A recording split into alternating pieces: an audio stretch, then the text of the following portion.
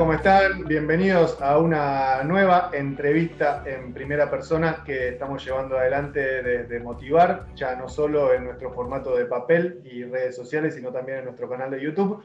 Y hoy con mucha alegría, mi nombre es Luciano Aba, soy editor de Motivar y con mucha alegría estamos conectados con el doctor Ramón Nocea, ¿sí? Quien es director en el grupo Laboratorio Azul, quien es responsable de un estudio, de un trabajo que se realiza desde el año 1997 y que tiene que ver con poder describir la situación del carbunclo rural en Argentina.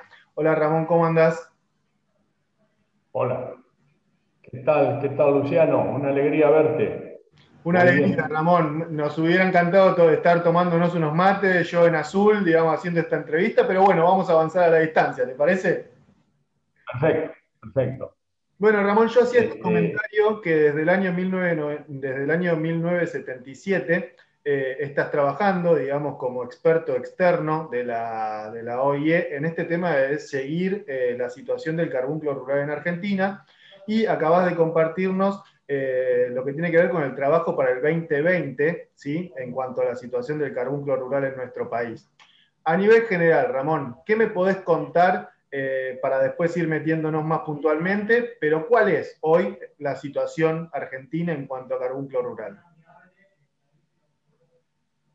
Mira, en general la situación es buena cuando lo comparamos con aquel inicio en el año 1977, cuando recién nosotros nos hacíamos cargo de nuestra pequeña empresa que se llamaba Laboratorio Azul Diagnóstico Veterinario. En ese momento, la Argentina en general y en particular la provincia de Buenos Aires tenía una cantidad de focos de carbunclo bovino que superaba los 60, 70 focos por año de Bacillus anthracis. Lo lamentable de ese momento era que en 1880 más aproximadamente, Pasteur había facilitado la vacuna de anticarbunclosa a la Argentina. Y el gobierno argentino en ese momento le había aceptado a esa donación y había hecho una comisión especial para estudiarla antes de aplicarla. O sea, había una responsabilidad, te das cuenta de la responsabilidad social que había en los dirigentes de ese momento. Esa vacuna se aplicó a su manera, estaba la estancia Las Cabezas, que fue el primer lugar donde se aplica la vacuna, aparentemente, históricamente, tuvieron un buen resultado, pero después, como siempre pasa, las cosas se fueron perdiendo en el tiempo, la vacuna se fue perdiendo en el tiempo, hubo laboratorios que aceptaron producir vacuna, hubo instituciones relacionadas a la salud animal que no obligaban su aplicación, lo cual es una negligencia, después lo vamos a adelantar. Y todo eso hace a que Argentina fuera perdiendo sin sentido la sanidad de sus rodeos en lo que hace a carbunclo rural. Y en el año 1977 nosotros comenzamos a hacer una cantidad de diagnósticos, a verificarlos, a controlarlos y a darnos cuenta que si Argentina seguía en ese camino, posiblemente perdiera mercados, perdiera vidas de gente que estaba involucrada en las acciones de salud. Y fue de esa manera que se comenzó a hacer el estudio.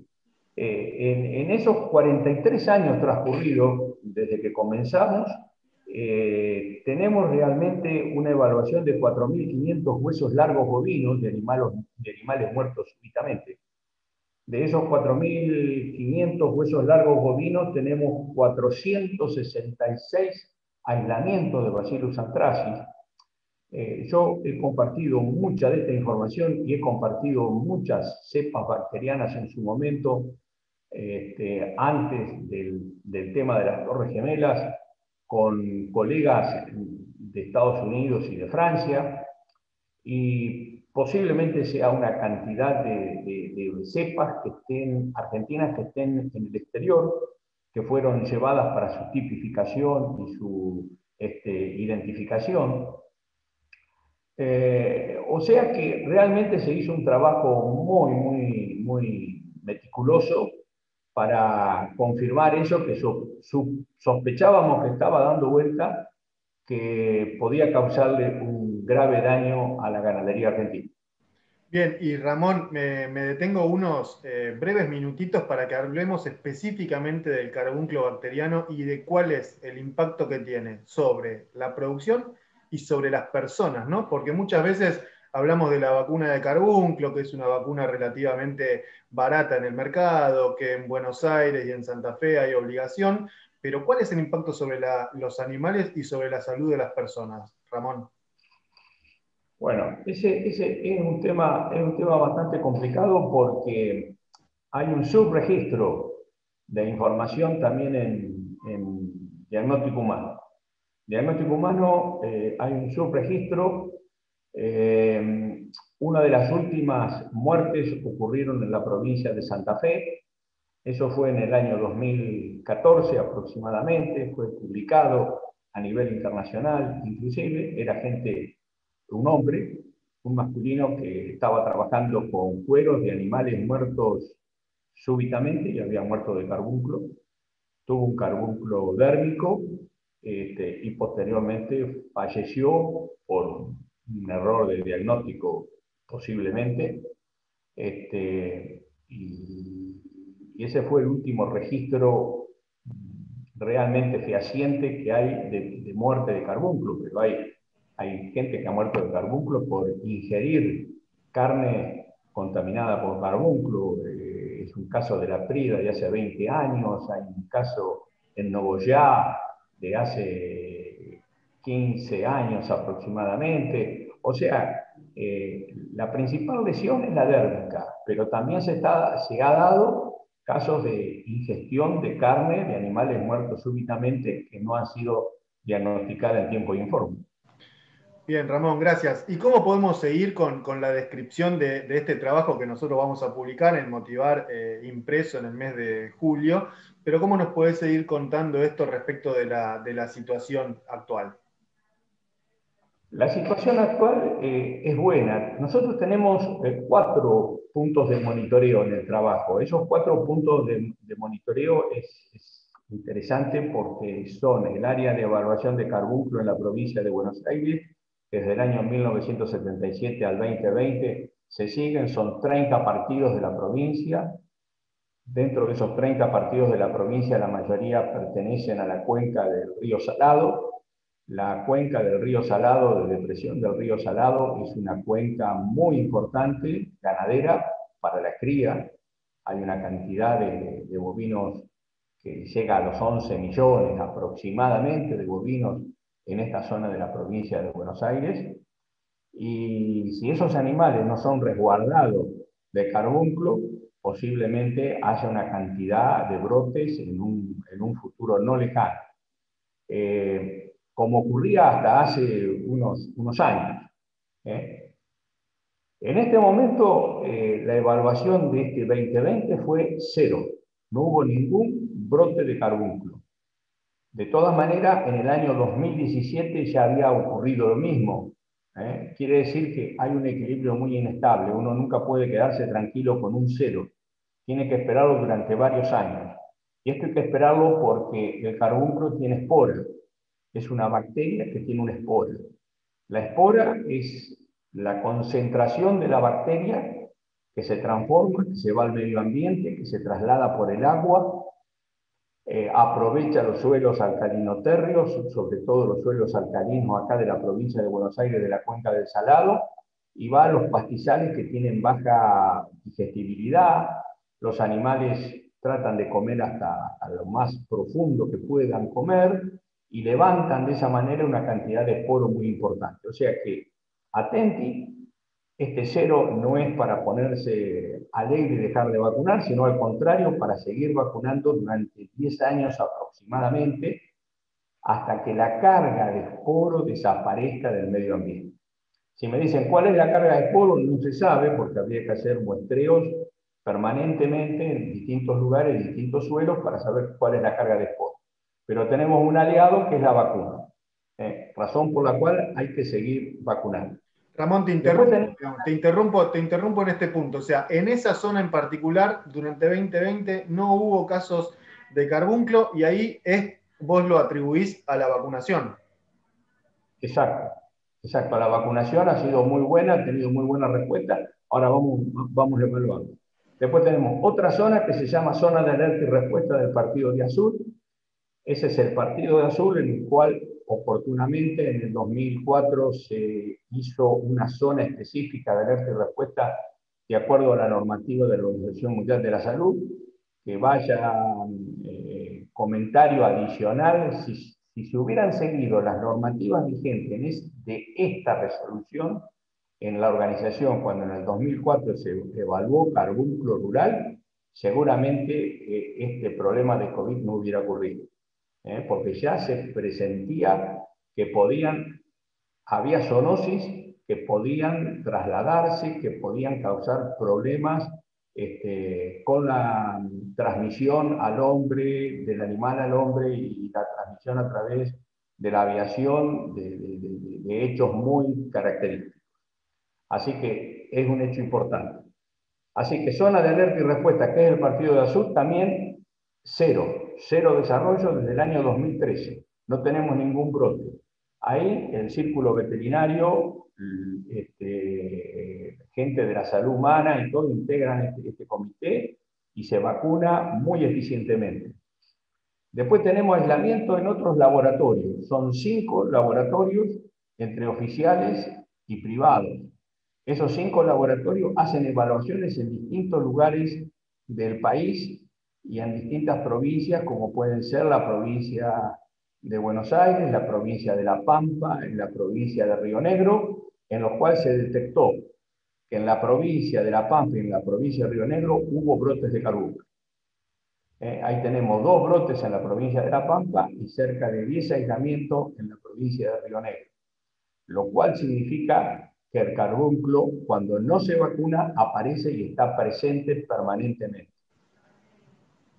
La provincia de Río Negro tuvo muy buena respuesta, creó una alerta y respuesta entre los profesionales veterinarios y los cuerpos médicos de la provincia de Río Negro, y tal es así que en este momento, conjuntamente con el INTA, los SENASA, han hecho toda una estructura de control y evaluación que va a comenzar este año.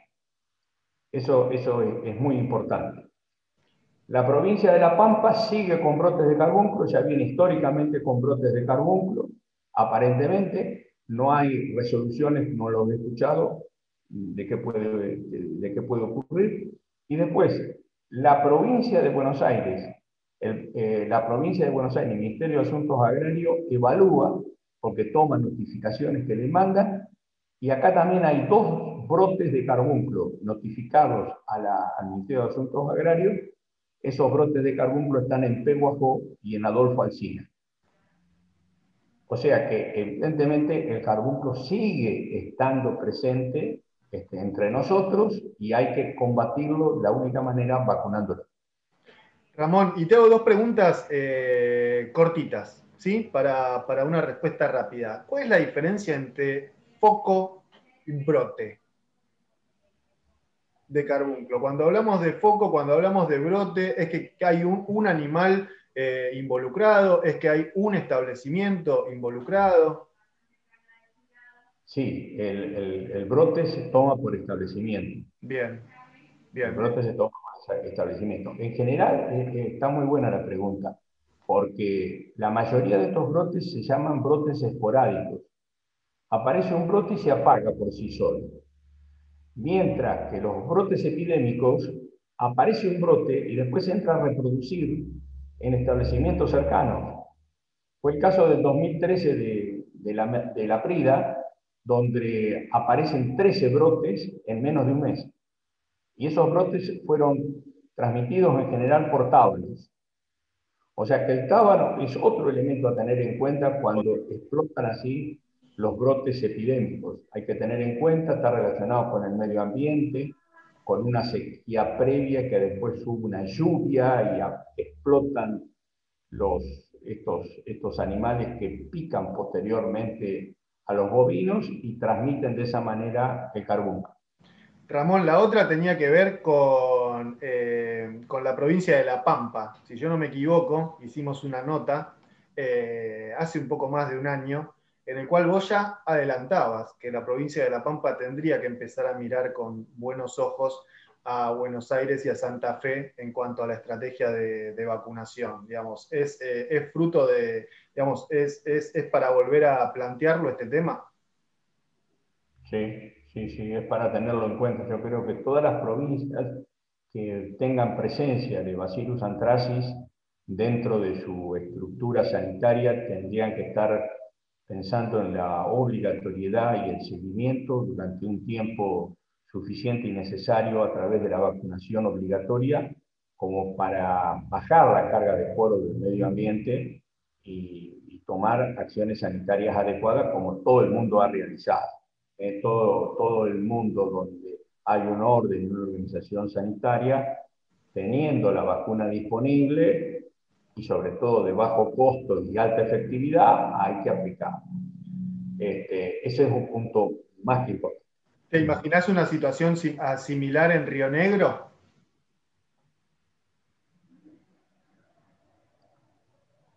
No entendí. ¿Te imaginas una situación en Río Negro también de obligatoriedad de vacunación? Todavía no lo he escuchado a la obligatoriedad. Creo que están estudiándola la posibilidad de la obligatoriedad y yo creo que sería más que adecuada, porque estando con límites reales de la provincia de Río Negro, con la provincia de La Pampa y la provincia de Buenos Aires, dos provincias que tienen una cantidad de carbono importante y que seguramente las fronteras provinciales son permeables, es necesario aplicar la vacunación. Bien, Ramón, clarísima la respuesta a estas dos preguntas. Te dejo seguir con el reporte de la situación. Nos queda claro cómo está dividido el estudio y los casos que fueron detectados. ¿Qué más podemos contar? Sí, de acuerdo. Un hecho muy importante es la industria farmacéutica veterinaria. La industria productora de vacunas en la Argentina pareciera que ha escuchado estos mensajes, está haciendo esfuerzos más que suficientes y necesarios para proveer vacuna de calidad anticarbunclosa a los productores y a los veterinarios argentinos. Y así vemos que el año 2020 se produjeron 29.495.040 dosis de vacuna anticarbunclosa bovina, lo que significa casi 3.500.000 dosis más que el año anterior. Esto es más que auspicioso y es necesario que la industria, por un lado, la autoridad de aplicación de la calidad de esa vacuna, que es el SENASA, los gobiernos provinciales que tienen la obligatoriedad, sobre todo en la provincia de Buenos Aires, en la provincia de Santa Fe, de hacer vacunar, esto se cumple. Entonces, cuando este círculo virtuoso se ponga en funcionamiento, seguramente le estaremos ganando al Bacillus anthracis. La vacunación es fundamental, se vacuna con una cepa que se llama cepa externa, que es no patógena, es una cepa que da una muy buena inmunidad, que realmente tiene un costo muy bajo, y es muy eficiente. Bien, Ramón, digamos, y cómo viene el resto del análisis que vamos a estar compartiendo también en Motivar? Me queda claro que está influenciada el incremento en las dosis de vacunas producidas y aplicadas por el tema de la obligatoriedad. Los veterinarios siempre cuentan, ¿no, Ramón? Digamos, no voy a ser yo el que te lo cuente, que al productor es como que si escucha que no hay carbunclo, ya un año vacuna, el otro año no vacuna, un tiempo vacuna, otro no vacuna, pero bueno, la obligatoriedad efectivamente está dando su fruto y ahí al veterinario cómo le hacemos hincapié al veterinario en donde no es obligatorio todavía vacunar contra el carbunclo para que insista en esto? Yo creo que eso está en la responsabilidad personal de cada veterinario. Yo creo que si el veterinario, eso también está relacionada un poco con, el otro día lo estuvimos hablando en otra charla con gente de distintas facultades de veterinaria del país. Yo creo que el estudiante de veterinaria le está faltando darse cuenta de su responsabilidad en la sociedad con respecto a las enfermedades zoonóticas. Cuando hablamos de una salud, que lo habla la Organización Mundial de la Salud, lo habla la OIE, lo habla la FAO, y la mayoría de las charlas y conferencias lo vemos que todos hablan de una salud, hay que hablar en serio de una salud, porque responsabilidad de una salud significa que las facultades de veterinarias tendrían que estar poniendo énfasis en la responsabilidad personal que tiene el veterinario. Cuando nosotros nos recibimos en la década del 70, no teníamos una salud, pero sí nuestros profesores, nuestros viejos profesores, el profesor Manzulo, el profesor Gallo, todos los profesores que tuvimos, nos daban elementos y herramientas suficientes y necesarias para darnos cuenta de cuál era nuestra responsabilidad ante la sociedad, porque yo en 1977 no tenía una salud y sin embargo me eché al hombro el problema del carbunclo porque me daba cuenta que era un verdadero problema que había que llevarlo adelante. Entonces, yo creo que es necesario y es muy importante que los organismos de salud y los organismos educativos realmente hagan hincapié en los médicos y en los veterinarios de lo que son las zoonosis y en particular de lo que es el carbunclo.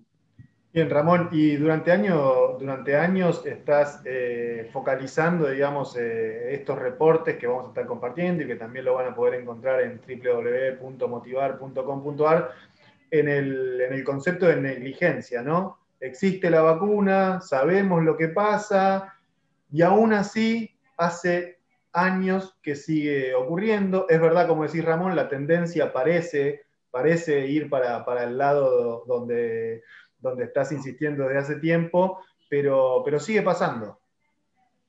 Sí, exacto.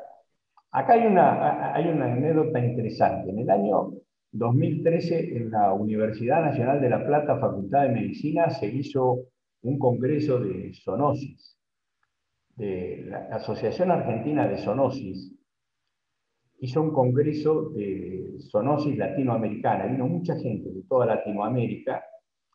Ese congreso fue importante, me invitaron a participar y yo hablé, terminaba mi exposición en un PowerPoint diciendo que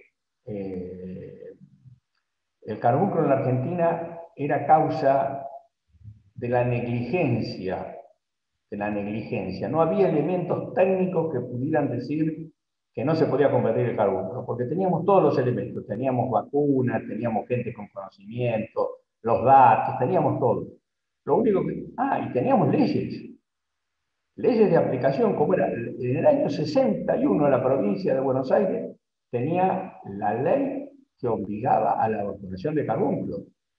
Entonces no podíamos decir que realmente había otra causa, era específicamente la negligencia.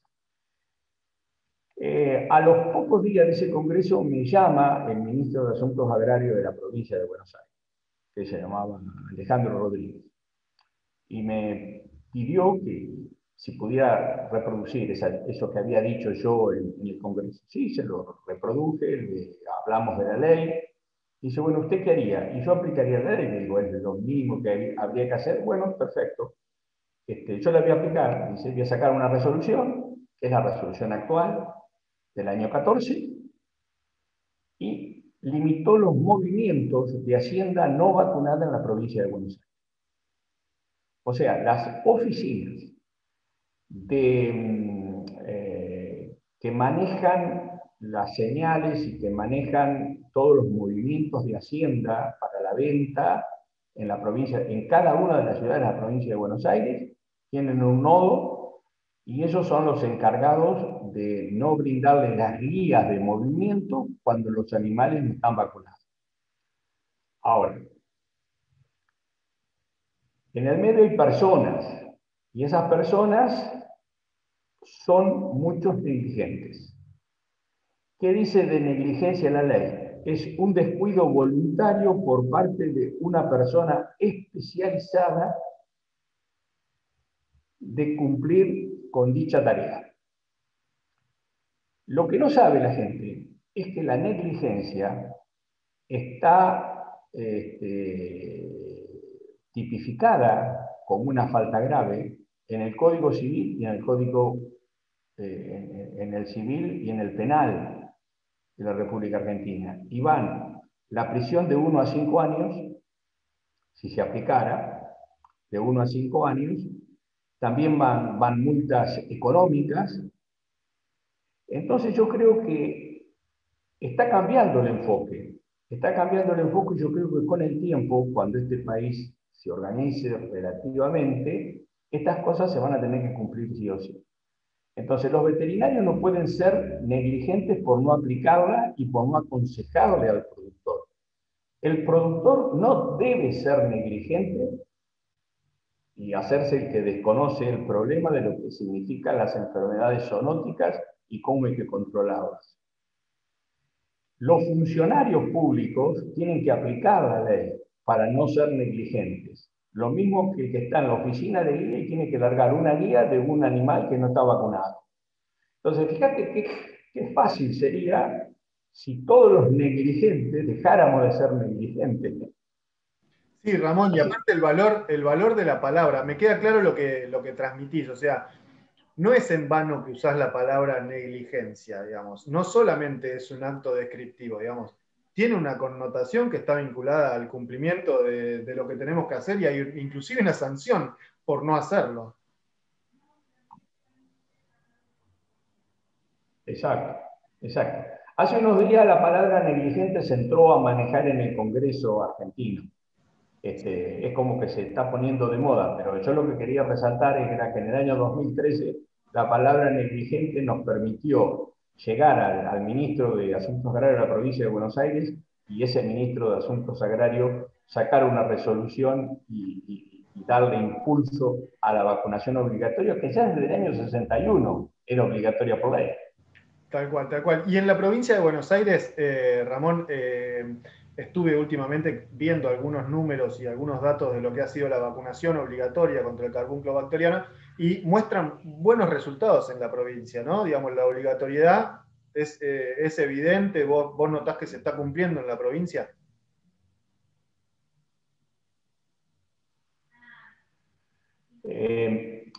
Hay una parte que se me cortó, no lo escucho, Te no lo pregunto escucho. si vos notás que la obligatoriedad de la vacunación en la provincia de Buenos Aires realmente se cumple.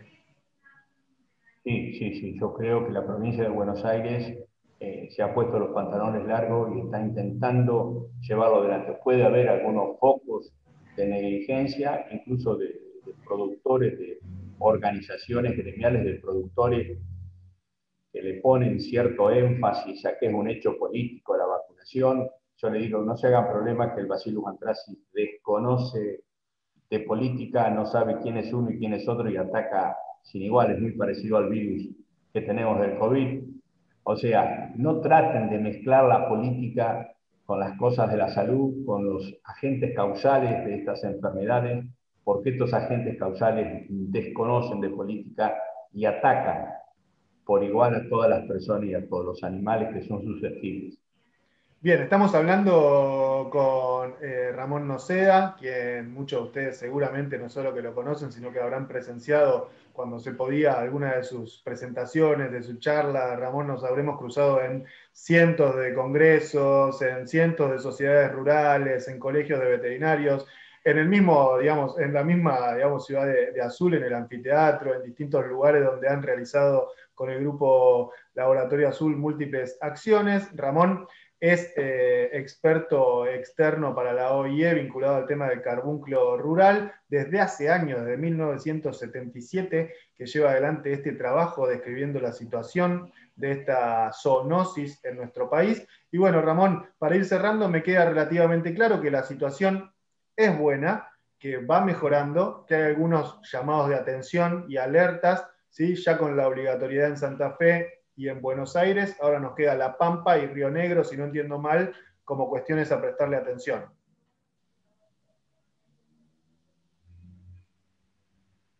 Sí, exacto, exacto. Yo creo que todas las provincias ganaderas tendrían que estar haciendo causa común y estar vacunando contra el carbunclo hasta que el carbunclo desaparezca de la Argentina. No podemos seguir con carbunclo en la Argentina, una enfermedad que es antidiluviana, es una enfermedad, ya te digo, 1888 ya mandaron las primeras vacunas y seguimos con carbunclo en la República Argentina. Creo que ese sería el desafío que tenemos. Nosotros vamos a seguir monitoreando. Es fundamental también que el veterinario tome conciencia que todo animal que muere súbitamente hay que cortarle un hueso largo, un metacarpo, un metatarso y mandarlo a analizar. Porque ese es otro problema, que basado en que están vacunando y en que vamos a llevarlo para adelante nomás irresponsablemente, no se sacan muestras. Y hay que sacar muestras, porque el sacar muestras nos va a dar la seguridad que vamos a estar agotando el Bacillus anthracis. O sea que no solamente es vacunar, sino también sacar de los animales que mueren súbitamente y pierden sangre, sacar hueso largo para su evaluación de Bacillus anthracis.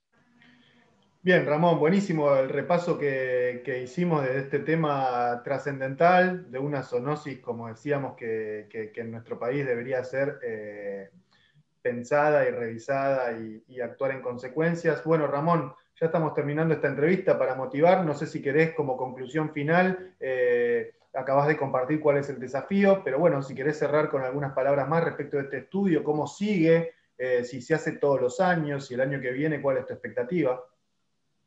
Sí, se hace todos los años, desde el año 1977 hemos tenido evaluaciones permanentes, desde el año 2004, cuando fuimos a la Organización Mundial de la Salud, en su momento para hablar de carbonclo rural, se comenzó a hacer en forma sistemática anual y lo hemos mantenido hasta ahora. Así que el año que viene, si Dios quiere, estaremos haciendo un nuevo informe y espero que sea mejor que este informe que hemos hecho este año. Así que te agradecemos mucho y le agradecemos mucho a Motivar que siga esta línea como ha encarado, no solamente de los hechos locales, sino también de los hechos internacionales, porque me parece que ese hecho de la cría en la nueva modernidad de la cría de cerdos es un gran avance para nuestro país y tenemos que estar a la altura de las circunstancias. Bien, Ramón, y te agradezco el comentario. Digamos, ya podemos hacer un paréntesis por fuera de carbunclo. Estás haciendo referencia a la serie de notas que nosotros fuimos publicando, que escribió Facu Zonati, respecto de cómo se produce, ¿no? Cómo avanza la producción de cerdos en otros lugares del mundo. Y vos, Ramón, me comentabas de la importancia de mostrar y de que si Argentina se va a posicionar fuerte, ya no solo para autoabastecerse, sino para exportar carne de cerdo, lo bueno sería tener en cuenta cuestiones centrales desde ahora, ¿no? Sí, sobre todo las cuestiones medioambientales, que son fundamentales para no contaminar el medio ambiente y realmente trabajar en una forma, porque están todos los elementos para poderlo hacer, ¿eh? Está el alimento, está el suelo, está el agua, pero si la contaminamos vamos mal, porque tenemos que convivir en ese ambiente los cerdos y nosotros. Y como hablábamos, Ramón, también es una salida laboral para los veterinarios, para los laboratorios de diagnóstico, digamos, es un movimiento interesante el que puede llegar a producir una explosión del sector porcino. Es una gran salida, puede ser más grande que la de carne bovina, puede ser más grande que la de carne bovina. Y la gente que tiene que trabajar en forma intensiva hay que capacitarla muy bien, las escuelas rurales y nuevas escuelas que habría que abrir para posicionar esa gente en ese trabajo. Bien, Ramón, siempre muy interesante hablar con vos. Voy a finalizar la entrevista formal. No te vayas vos, que podemos seguir charlando un ratito más, pero formalmente cerramos esta nueva entrevista en nuestro canal de YouTube. Una entrevista que ustedes van a estar pudiendo leer también en las distintas redes sociales de Motivar y también en nuestra edición de papel del mes de julio, en todos los múltiples formatos. Ramón, un gusto, una alegría enorme que estés presente. Muchas gracias. Muchas gracias. Un abrazo grande a todo el grupo de Motivar. Gracias, Luciano. Muchas gracias, Ramón. Cerramos y nos encontramos en breves con otra entrevista seguramente para motivar. Muchas gracias.